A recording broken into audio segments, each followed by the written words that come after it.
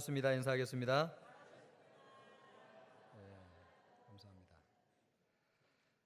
최근에 제가 본 영화 가운데 인상적인 영화가 하나 있었습니다. 마션이라고 하는 영화인데 화성인이라고 하는 뜻입니다. 6명의 그 화성 탐사 대원들이 화성을 탐사하러 간 거죠. 그래서 탐사를 쭉 하다가 이 화성에는 기온차가 심하게 나기 때문에 이 태풍이 폭풍이 굉장히 크게 불어닥친 겁니다. 도저히 탐사를 더 이상 진행할 수 없겠다라고 판단을 해가지고 이제 귀환을 결정하게 됩니다. 그래서 우주선으로 돌아오는 과정에 마크 와트니라고 하는 한 사람이 갑자기 예기치 않은 사고를 당해가지고 우주선으로 귀환을 하지 못하게 되는 거죠. 나머지 5명만 귀환을 하게 되었습니다. 그 사람은 죽은 줄 알게 된 것이죠. 그래서 마션이라고 하는 영화는 화성에 남겨진 한 사람이 구조받는 과정을 그린 영화입니다. 그곳에는 물도 없고 산소도 없습니다. 주변에 통신도 두절됐고 사람도 없습니다. 과연 이 사람이 구조받을 수 있을까요? 이 부분에 대해서 잘 그리고 있는 영화라고 할 수 있습니다. 저는 이 영화를 보면서 이 영화에 복음이 있다고 하는 생각을 하게 되었습니다. 복음이 무엇입니까? 하나님께서 잃어버린 한 사람을 구원하는 복된 소식이 복음이죠. 이 영화에 이런 복음의 메시지가 담겨져 있구나라고 하는 것을 알게 되었습니다. 한 사람이 제한된 삶을 살고 있는 이 한 사람이 구원받는 복된 소식이 이 영화에 담겨져 있습니다. 이런 소식에 많은 사람이 열광을 하는 거죠. 이 영화가 지금 흥행 1위를 달리고 있는데 전 세계 수많은 사람이 이 영화를 봤습니다. 그리고 그 영화 안에도 이 사람의 구조 과정을 통해서 열광하는 지구인들이 등장하고 있습니다. 이것을 보면 한 사람이 구원을 받는데 이렇게 많은 사람이 열광할 수 있을까 하는 생각을 하게 됩니다. 제가 이 영화를 보고 왜 사람들이 도대체 이렇게 영화에 대해서 열광하는가 그런 생각을 하게 되었습니다. 여러분, 왜 사람들이 이 영화에 대해서 그렇게 열광을 할까요? 왜 뜨거운 반응을 하는 것입니까? 그 이유는 구조받아야 될 한 사람이 나 자신이라고 생각하기 때문에 그렇습니다. 화성에 남겨져서 구조받아야 될 사람이 나 자신이라고 생각하는 것이죠. 전 세계인들이 죽은 줄만 알았던 이 한 사람이 살아있다는 소식을 듣고 엄청난 관심이 폭주하였습니다. 2년여에 걸쳐서 이 사람을 구조하게 되는데 구조 과정 하나하나에 촉각을 세우는 거죠. 구조 계획이 실패하면 전 세계인들이 낙심하고 또 일말의 희망을 발견하기만 하면 마치 내가 살아있는 것처럼 희망을 갖게 되고 기뻐하였습니다. 마침내 모든 역경과 난관을 뚫고 그 한 사람이 구조를 받았다는 소식이 전 세계에 전해졌을 때 전 지구인들이 하나가 되어가지고 열광하는 것이죠. 인종과 피부를 또 국가를 초월하여서 펄쩍펄쩍 뛰면서 한 마음이 되었습니다. 온 지구 사람들이 축제를 벌이고 열광하였습니다. 단지 여러분, 한 사람이 구원받았을 뿐인데, 아니 수많은 사람이 구원받은 것도 아니고 단지 한 사람이 구원받았을 뿐인데 왜 도대체 사람들이 이렇게 열광을 하냐는 말이죠. 그 이유는 그 구원받아야 될, 구조받아야 될 화성에 남겨진 그 한 사람이 나 자신이라고 생각하는 겁니다. 사람들이 구체적으로 이야기는 하진 않지만 내 심정이 그와 같다고 하는 것을 느끼는 거예요. 그것을 심리학적 용어로 동일시라고 이야기하지 않습니까? 동일시. 그 주인공이 나와 똑같다고 생각하는 것입니다. 여러분, 드라마 보면서 왜 우리 여집사님들, 권사님들 울고 웃으면서 기뻐했다가 낙심하고 좌절했다가 나중에는 아주 그냥 극작가가 되어가지고 소설을 쓰는 것입니까? 그 주인공이 나라고 생각하는 거죠. 나라고. 나도 모르게 한두 편을 보다 보면 그 주인공과 내 인생이 그 주인공의 인생이 똑같다고 생각하는 것입니다. 그러니까 동일시하는 거죠. 이 영화를 보면서 사람들이 그가 나라고 생각하는 거예요. 화성에 남겨진 그 한 사람이 나라고 생각하는 거죠. 여러분, 거기에는 물도 없습니다. 공기도 없습니다. 연락도 완전히 차단되었습니다. 둘러보아도 나를 도와줄 사람이라고는 아무도 없습니다. 나 한 사람밖에 남지 않았습니다. 그런데 다행히 이 사람은 이 영화에서 식물학자입니다. 그래서 가지고 왔던 식량 가운데 감자가 있는데 이 감자 몇 개를 가지고 재배를 성공하게 되는 거예요. 그래서 2년치 먹을 식량을 이제 감자를 통해서 확보를 해놓은 거죠. 정말 천만다행 아닙니까? 그런데 너무 안도하던 그때에 예기치 않는 사고로 감자를 재배하는 시설이 한순간에 날아가 버리게 되었습니다. 더 이상 재배할 수 없게 되었네요. 그래서 2년치 식량 600일밖에는 견딜 수 없게 되었습니다. 그러니까 이 사람은 600일 안에 구조를 받지 않으면 영원히 죽을 수밖에 없는 상황이 된 거죠. 사람들이 버려진 한 사람과 자신을 동일시하는 것은 이것이 내 자신의 현실이라고 인식하는 것입니다. 외로움, 고독, 그리고 제한된 삶, 언제 죽을지 모르는 두려움, 도와달라고 아무리 외쳐도 귀 기울이지 않는 단절된 현실. 우리가 이렇게 주변에 사람들이 많고 우리 가족들이 이렇게 많고 내 가족들이 다 있어도 우리가 매 순간 이런 현실을 직면해요. 우리가 참 외로워요. 그리고 고독해요. 내가 가장 힘들고 어려울 때 나를 도와달라고 아우성을 쳐도 내 이야기를 들어주는 사람이 없어요. 인생을 살면 결국 마지막에는 나 혼자밖에 남지 않는구나 라고 하는 것을 절감해요. 사람들이 상황은 다르지만 내 처지가, 내 현실이 화성에 남겨진 그 한 사람과 똑같다고 생각하는 거예요. 그래서 열광하는 것입니다. 그를 구조하지 못할 때 낙심하는 것이고, 그가 구원받았을 때에 전 세계 사람들이 마치 내가 구원받은 것처럼 열광을 하는 것입니다. 그렇습니다, 여러분. 우리 인생이 그렇잖아요. 우리 인생이 외롭습니다. 고독하죠. 부부가 같이 살아도, 또 자식들이 내 품에 있어도, 한 지붕 밑에 살아도 혼자 살고 있는 것 같이 느껴요. 나이가 들수록 혼자 되면 누가 나를 돌봐줄까 걱정, 근심, 염려가 태산 같아요. 매일매일 죽음을 걱정해요. 인생의 말년이 쓸쓸할까 봐 두려워요. 그래서 젊은 날부터 노년을 준비하기 위해서 우리의 인생이 젊음을 향유하지 못해요. 두려움과 걱정과 염려가 우리의 젊음을 지배하는 것입니다. 모든 사람이 이런 삶을 살지만 무엇 때문에 도대체 내가 이런 삶을 사는지 아는 사람은 없어요.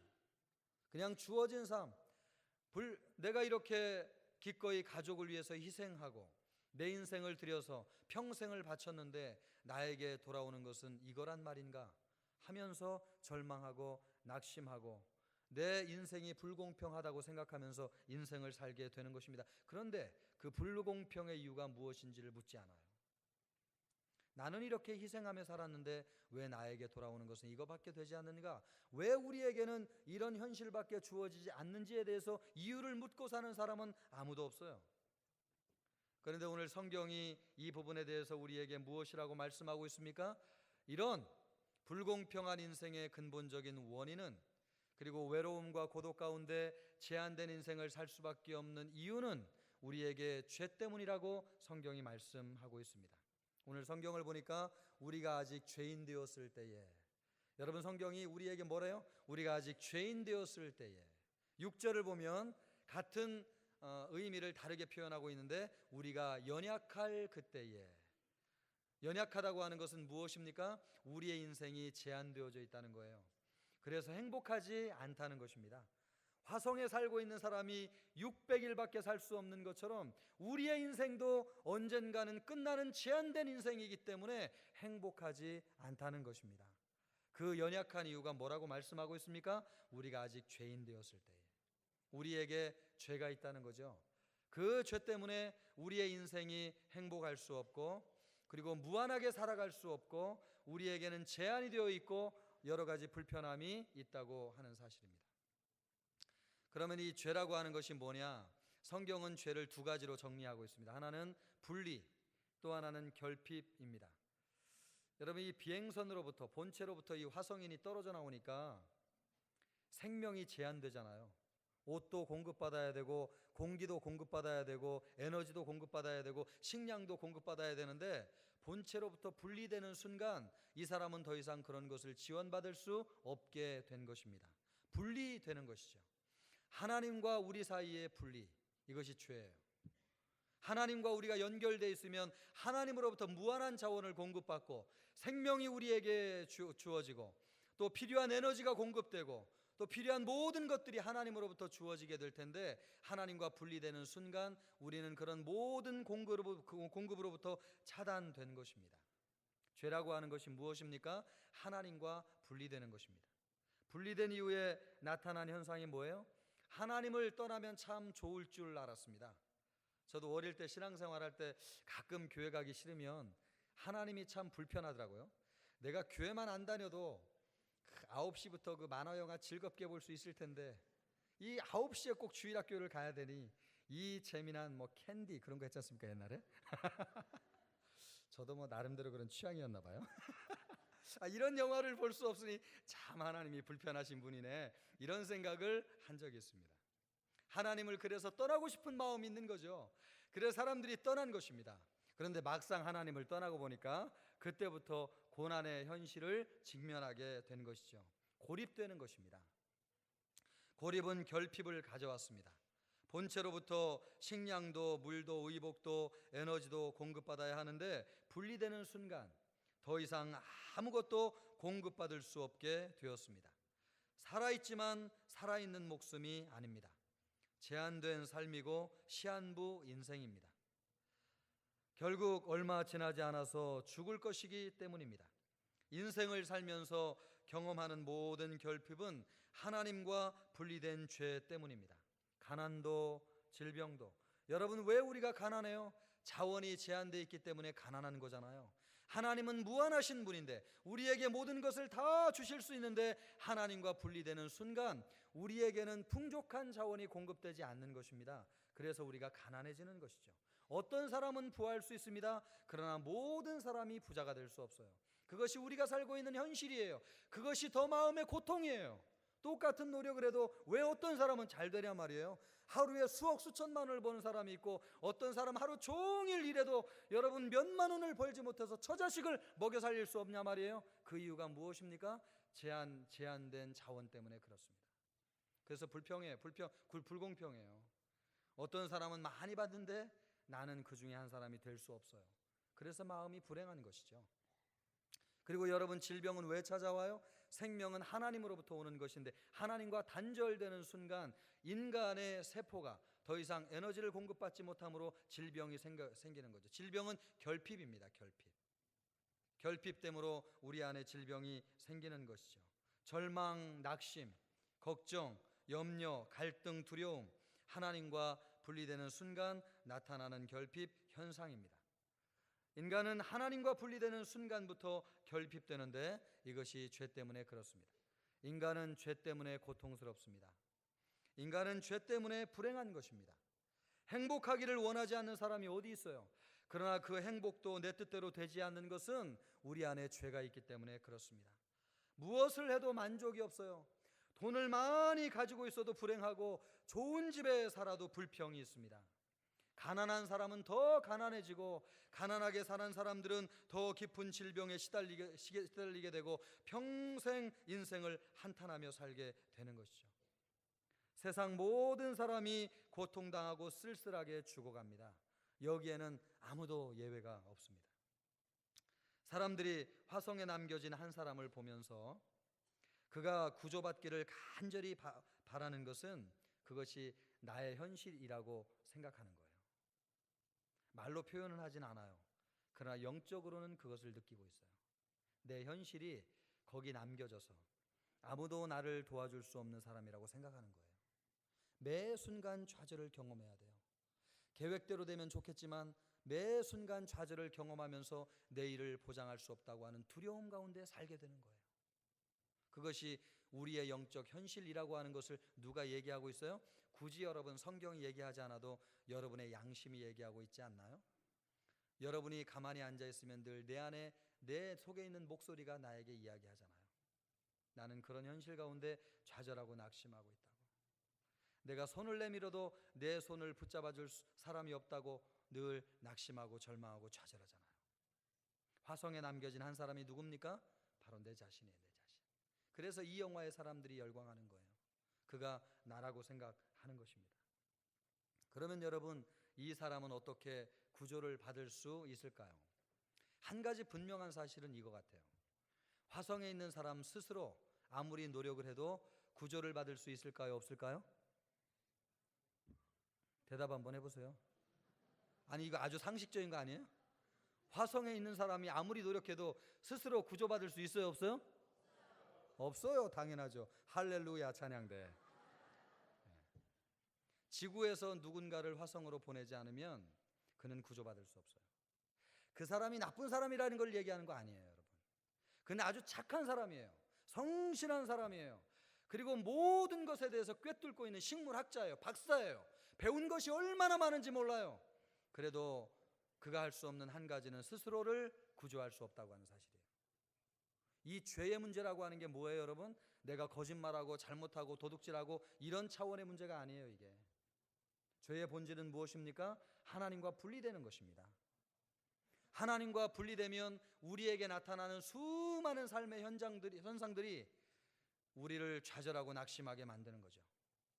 이 사람이 스스로를 구원할 수 없다고 하는 사실이에요. 그래서 지구에서 그쪽으로 누군가를 보내야 되는 거죠. 우여곡절 끝에 구조대가 화성으로 돌아가게 되는 거죠. 한 사람이 이 살아있다고 하는 이야기를 나머지 5명 돌아오는 사람들에게 이야기를 안 해줬어요. 왜냐하면 너무 양심의 가책을 느낄까 봐. 그렇잖아요, 그죠? 함께 그렇게 생명을 가지했던 동지인데 버려두고 왔다고 생각하면 얼마나 죄책감이 들겠어요. 그런데 도저히 안 되겠다. 그래서 이 사람이 살아있다고 하는 이야기를 했어요. 그랬더니 이 5명이 돌아오면서 생각하기를 우리가 이 사람을 구조할 수 있는 방법이 있으면 우리가 돌아가서 이 사람을 구조해야 되겠다. 만장일치로 그것을 결정했어요. 어떤 희생과 대가를 지불해도 우리는 돌아가야 된다. 그는 우리이기 때문에 그렇다. 이런 마음으로 돌아가기를 결심하는 거죠. 그런데 그 우주선이 와가지고 또 에너지를 넣고 다시 출발해가지고 거기까지 가려면 그 사람이 지금 200여일밖에 살 수 없는데 그 안에 이 사람을 구조하러 갈 수가 없는 거예요. 그러니까 지구에 있는 아주 똑똑한 어떤 박사가 아주 좋은 연구를 했는데 돌아오는 이 우주선이 지구에 착륙하지 않고 지구의 자전을 타고 한 바퀴 돌아가지고 원심력을 이용해서 가면 화성에 더 빠른 시간에 빨리 갈 수 있다는 거예요. 과학적으로 계산해 보니까 이것이 맞다는 결론이 났어요. 이걸 알려주니까 우리가 기꺼이 그렇게 하겠노라고. 그래서 이 우주선이 돌아오다가 자전을 타고 이제 다시 돌아가서 화성으로 돌아가게 되었습니다. 만약에 여러분 0.00001%의 계산이 착오가 나도 이 모든 사람은 다 죽게 될 것입니다. 그리고 계산이 정확하게 맞아도 운전하는 비행을 하는 이 사람이 조금만의 실수가 있어도 이 우주선은 거기에 도달할 수 없을 것입니다. 엄청난 희생을 무릅쓴 결단이죠. 내 생명을 지불하는 대가로 그 사람을 돕기로 가기로 결단한 것입니다.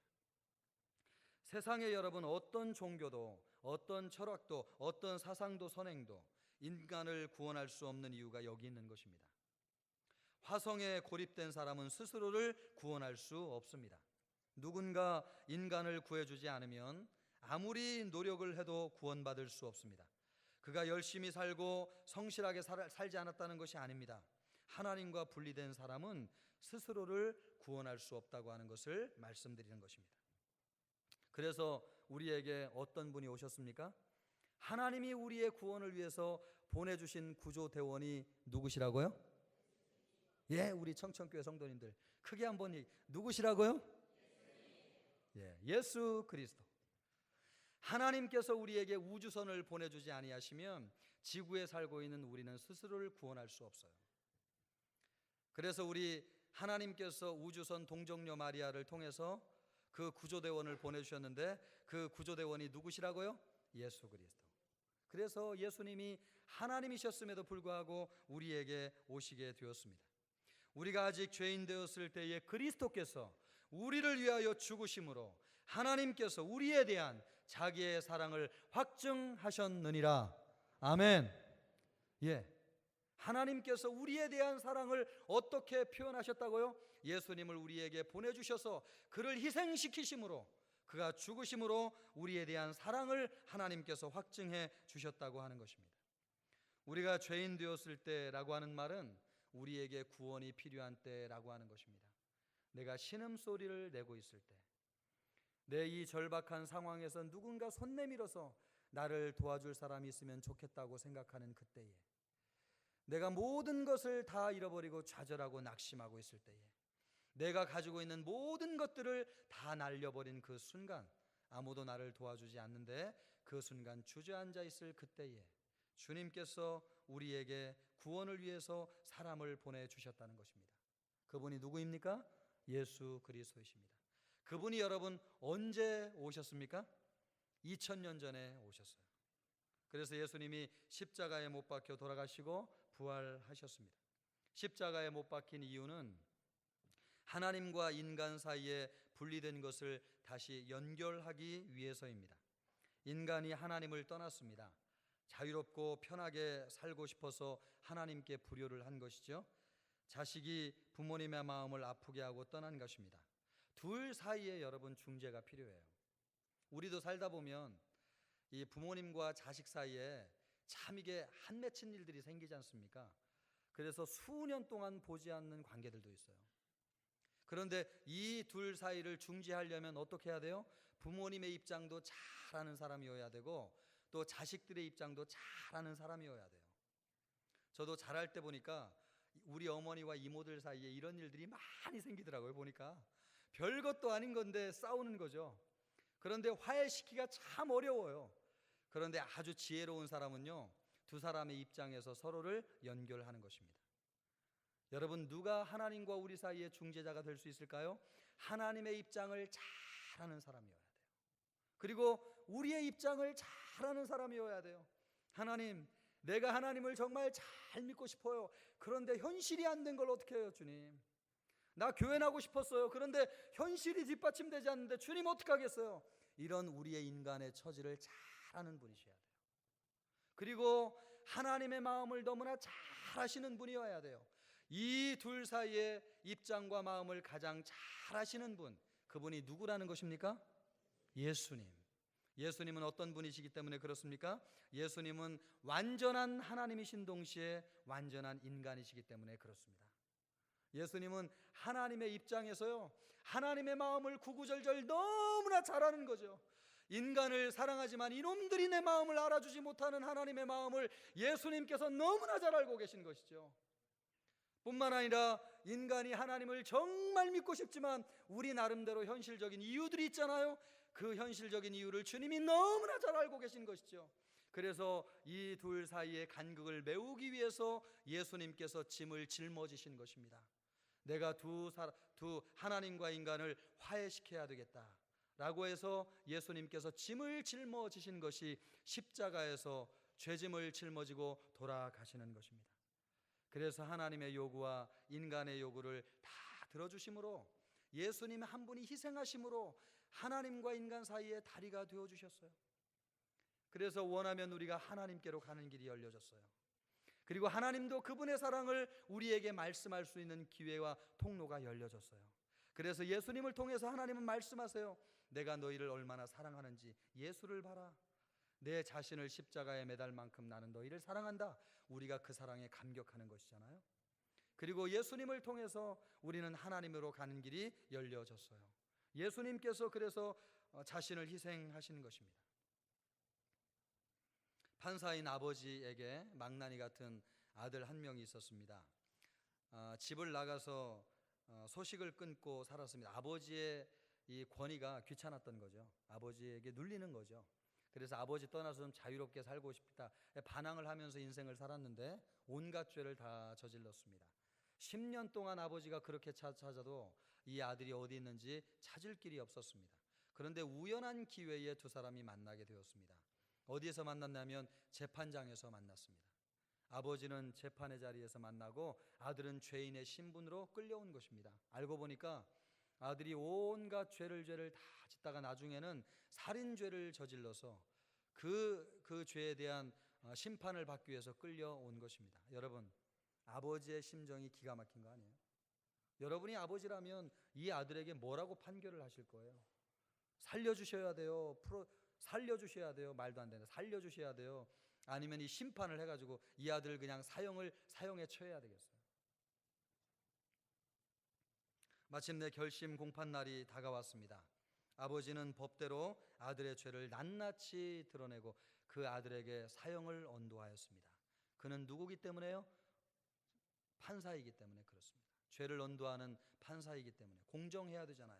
그래서 그 아들에게 가감없이 너의 죄는 사형이다. 그것으로 죄의 대가를 지불해야 된다. 사형을 언도했습니다. 아들은 하염없이 눈물을 흘렸습니다. 매정한 아버지가 아닌가. 아버지는 선고문을 다 끝까지 읽었습니다. 그러더니 그 자리에서 말없이 법복을 벗었습니다. 이 법복을 벗고 법복을 의자에 내려놓은 다음에 아버지는 아들이 있는 죄수의 자리로 내려왔습니다. 그리고는 배심원들을 향해서 이렇게 이야기했습니다. 이 아들은 내 아들입니다. 아들과 나는 하나입니다. 내가 아들을 잘못 키웠습니다. 이제 아들의 죄는 나의 죄입니다. 내가 아들을 대신해서 사형을 받을 것입니다. 그리고 아들의 죄수복을 벗겨가지고 아버지가 대신 그 옷을 입었습니다. 여러분, 이것이 복음이에요. 하나님께서 우리를 사랑하심으로 우리를 위해서 하신 일이 이와 같은 일입니다. 예수님이 우리의 죄의 죄수복을 걸쳐 입으시고 십자가 형틀에서 죄의 값을 지불하셨습니다.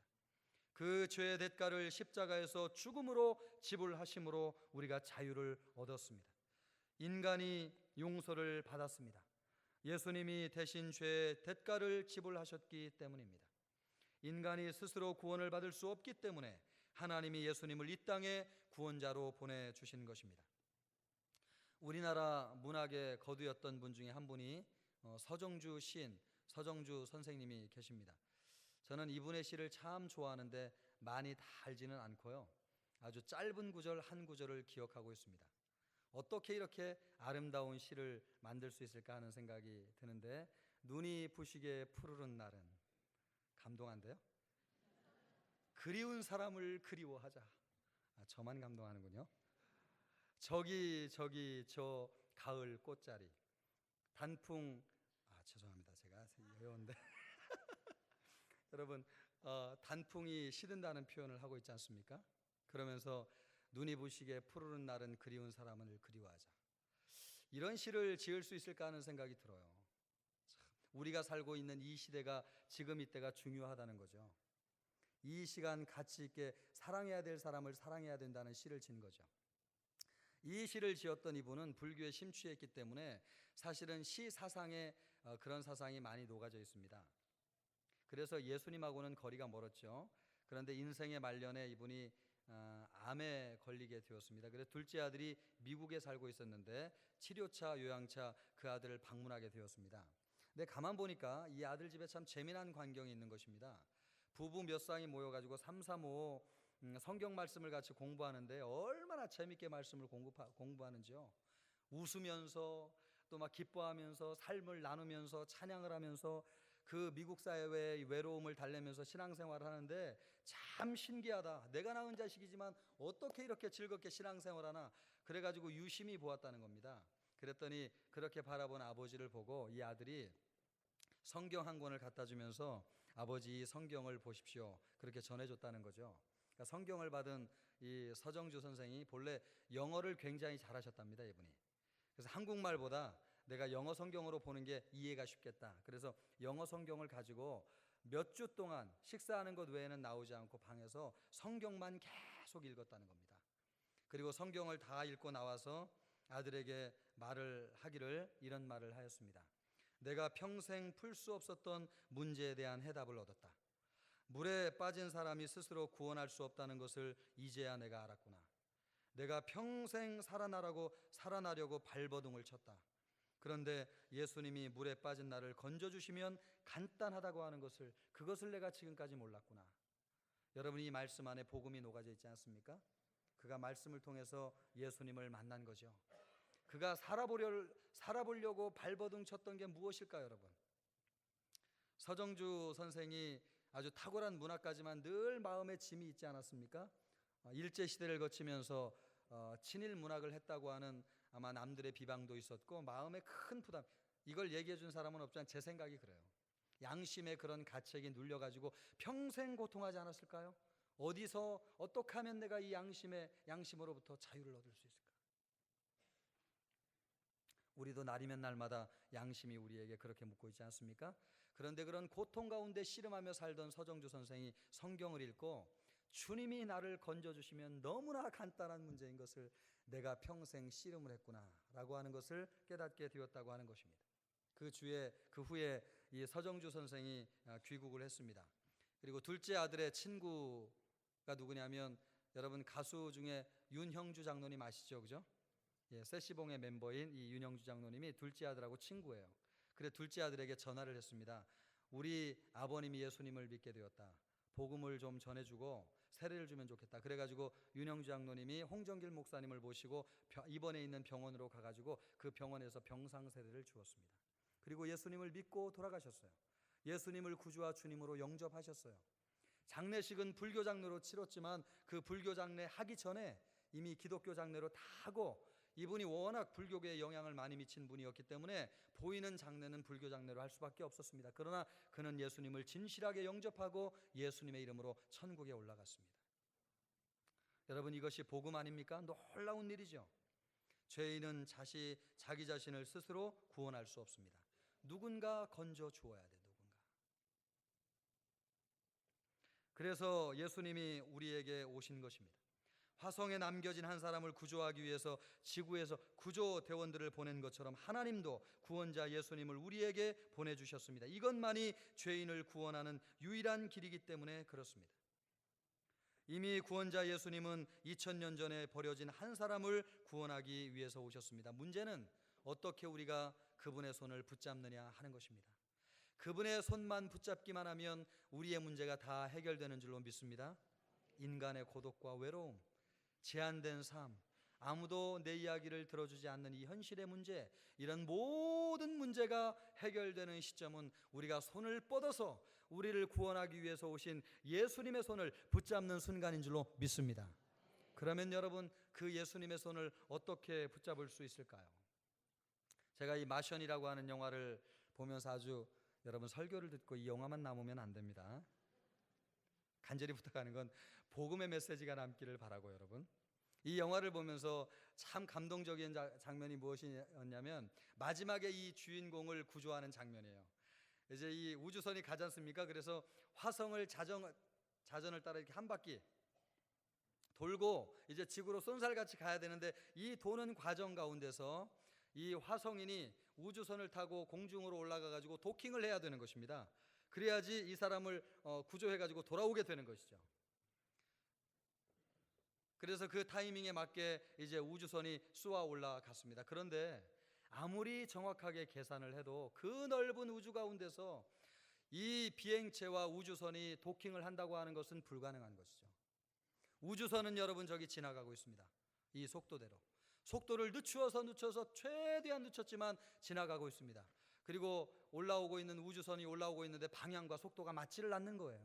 이대로 가면 완전히 우주 미아가 되어가지고 이 사람은 영원히 죽을 수밖에 없는, 전혀 가능성이 없는 세상으로 빠져들게 되는 것이죠. 여러분, 어떻게 해야 되겠습니까? 그 비행체에 앉아있던 버려진 한 사람 주인공이 결단을 하는 것입니다. 지금은 당장 안전하지만 영원한 삶이 보장되지 않는 이곳에 있는 것보다 불안하고 걱정되고 모험이 필요하지만 그래도 미래가 보장된 선택을 해야 되겠다. 그것을 생각하고 결단해서 이 우주복 손에다가 칼로 이게 자릅니다. 우주복을. 공기가 빠져나가잖아요.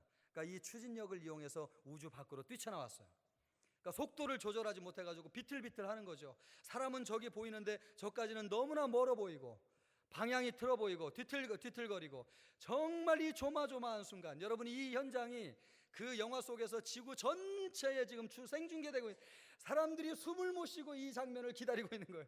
두 사람이 만나야 되는데 정말 만날 수 있을까 조마조마한 마음으로. 그런데 이 사람이 집중을 해가지고 정말 방향을 잡아가지고 제대로 쫙 가다가 결국 손을 잡고 그 기다리고 있는 구조대원의 손을 잡는 순간 온 지구가 떠나갈 정도로 열광을 하는데, 여러분, 모든 동네마다 축제가 벌어지고 마치 내일처럼 기뻐하고 좋아하는 일이 정말 감동이 물밀듯 물려오는데 어떤 대가를 지불해서라도 사람을 구원할 만하구나 라고 하는 감동을 저도 받았습니다. 여러분, 그 순간 왜 지구 온 사람들이 열광하는 거예요? 그 사람이 누구라고 생각하는 것입니까? 여러분은 아닙니까? 그 사람이 누구라고 생각하는 거예요? 한번 따라해 보세요. 나. 좀 말씀할 때 따라주세요. 그 사람이 누구라고 생각하는 겁니까? 여기 있는 분들도 누구라고 생각하는 겁니까? 가슴에 손을 좀 얹어 보세요. 누구? 나. 그래요, 여러분. 내가 구원받았다는 감격이에요, 그게. 다른 사람이 구원받은 게 아니고 내가 구원받았다고 하는 감격이에요. 밖으로 나가는 것이 두려워서 비행체 안에 머물러 있었다면 그는 결코 구조받지 못했을 것입니다. 박차고 나가서 결단했을 때 구조대원의 손을 잡을 수 있었습니다. 지금은 안전한 것 같지만 영원하지 않은 것을 버리고 익숙하지 않지만 영원한 것을 붙잡게 될 때에 주님의 구원이 우리에게 임하는 것인 줄로 믿습니다. 여러분, 하나님을 믿는 것은 아주 간단한 것입니다. 전혀 어렵지 않습니다. 하나님이 여러분을 기다리고 있기 때문에 그렇습니다. 하나님이 우주선을 보내셔서 우리의 손을 붙잡기 위해서 기다리고 계시기 때문에 그렇습니다. 부모님이 자식을 사랑하는 것이 더 클까요? 자식이 부모를 사랑하는 것이 더 클까요? 그렇습니다, 여러분. 하나님이 인간을 사랑하는 것이 더 클까요? 인간이 하나님을 사랑하는 것이 더 클까요? 하나님의 열망이 더 커요. 하나님의 사랑이 더 커요. 그래서 이 구원은 결코 어렵지 않습니다. 예수님이 2000년 동안 예수님을 구원자로 우리에게 보내주셔서 기다리고 있기 때문에 그렇습니다. 그런데 하나님을 모른 척하고 살아왔습니다. 누가 전도를 해도, 누가 교회를 가자고 해도, 예수를 믿자고 해도 귀를 막고 살았습니다. 그래도 하나님은 여러분을 기다리고 계십니다. 오늘 하나님은 여러분을 찾고 계신 것이죠. 오늘 목사를 통해서 여러분에게 예수님의 부르심을 전하고 계신 것입니다. 여러분의 마음을 노크하고 계신 것이죠. 여러분의 외로움, 고독, 절망, 낙심, 가난, 질병, 갈등에서 건져주실 예수 그리스도, 그분에 대해서 조금만 관심을 가지면 하나님은 너무 놀라서 그분의 문을 활짝 열어놓으실 것입니다. 하나님, 나를 살려주십시오. 이렇게 조그만 목소리로 신음만 하여도 우리 하나님의 고막이 터지실 거예요. 하나님은 너무나 간절하게 한 사람 한 사람을 기다리고 있기 때문에 그렇습니다. 하나님을 믿는 것은 너무나 간단한 것입니다. 하나님을 믿고 싶어요. 하나님을 알고 싶어요. 하나님 이렇게 부르기만 하면 되는 것입니다. 얼마나 외로웠니? 하나님 그 소리에 주님이 다 하세요. 많은 말이 필요 없어요. 주님, 이 신음 속에 하나님이 다 하세요. 얼마나 외로웠니? 얼마나 불안했니? 얼마나 걱정 근심이 많았니? 불치병에 걸렸을 때, 또 사업이 망했을 때, 친구가 떠나갔을 때, 내 자식이 죽었을 때, 내 영혼이 얼마나 흔들려니? 그러나 두려워하지 마라. 걱정하지 마라. 내 신음 소리만 해도, 작은 소리로 하나님 하기만 해도 내가 너를 도와줄 것이다. 내가 너를 품을 것이다. 내가 너와 함께 할 것이다. 하나님께서 이렇게 말씀하고 계신 것입니다. 여러분, 이제 여러분의 인생을 바꿀 때가 되지 않았습니까? 40년, 50년 살아오셨잖아요. 내가 내 인생의 주인이 되어서 7, 80년 동안 살아오셨잖아요. 그리고 검증되었잖아요. 내가 내 인생의 주인으로 사는 인생이 얼마나 불행한지, 외로운지, 좌절과 낙심 가운데 있는 인생인지 여러분 확인하셨잖아요. 앞으로도 확인하고 싶으세요? 그렇지 않을 거예요. 여러분, 이것이 우리에게 무엇을 이야기해 주고 있습니까? 우리의 인생이 바뀌어야 될 때가 되었다고 하는 것을 우리에게 알려주고 있는 것입니다. 저는 오늘 이 시간에 여러분이 어두움의 세계를 박차고 나와서 그 화성의 주인공처럼요, 어두움의 세계를 박차고 나서 빛의 세계로 돌아올 수 있기를 주님의 이름으로 축복합니다. 죽음이 지배하는 세상을 박차고 나와서 생명의 하나님께로 안기시는 역사가 여러분 모두에게 있기를 주님의 이름으로 축복합니다. 하나님이 기다리고 계세요. 여러분 어떻게 생각하세요?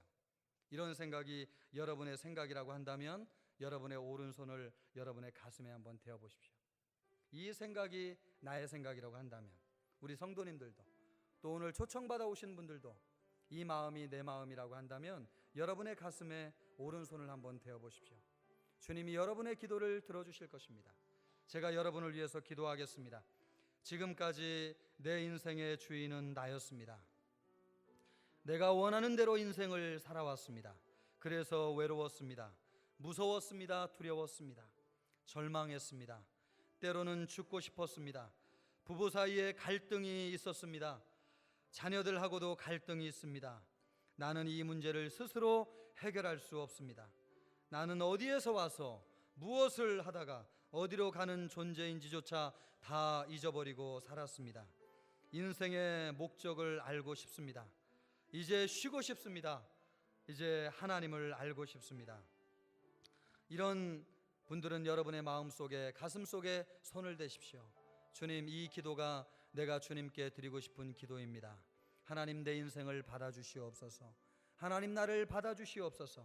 이 마음이 여러분의 마음이라면 여러분의 가슴에 손을 대어 보십시오. 제가 여러분을 위해서 기도할 때에 여러분 한 목소리 한 목소리 제 기도를 따라해 주시기를 부탁드리겠습니다. 하나님 아버지, 저는 그동안 제 마음대로 살았습니다.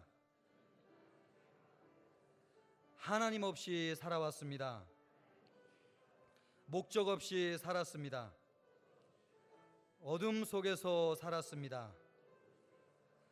절망과 좌절 속에서 살았습니다. 이제 새롭게 살고 싶습니다.